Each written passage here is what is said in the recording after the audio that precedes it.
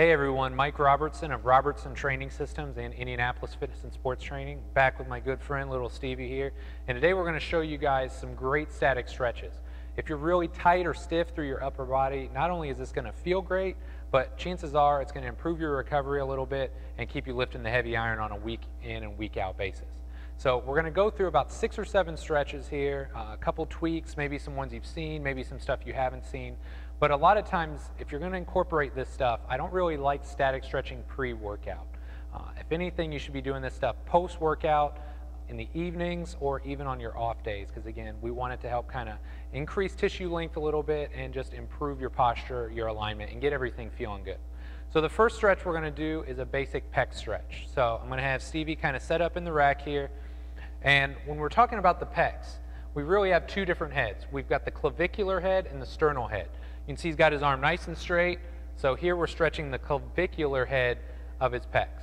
For all these, you're going to hold 2 sets, about 30-second holds. We're just going to kind of whip through them here. So we've got clavicular head, and then we've got the sternal head. So you almost want them at like a 45-degree angle.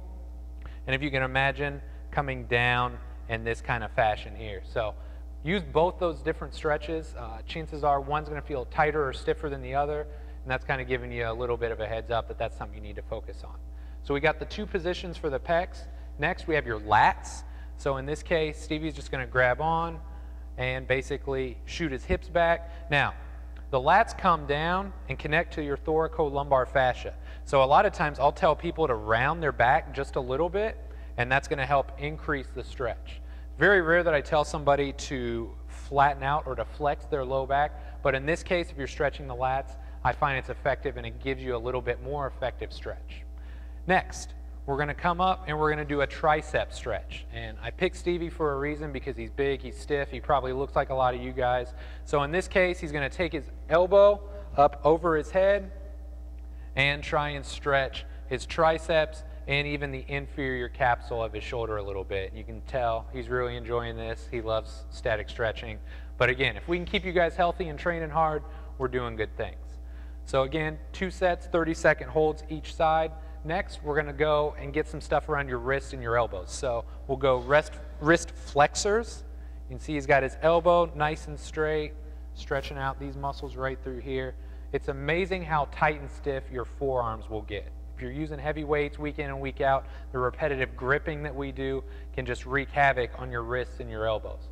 So this is an important one. Then we flip it over and we do your wrist extensors. So in this case, you're actually just pulling the back of the hand down, stretching out the top of your forearm.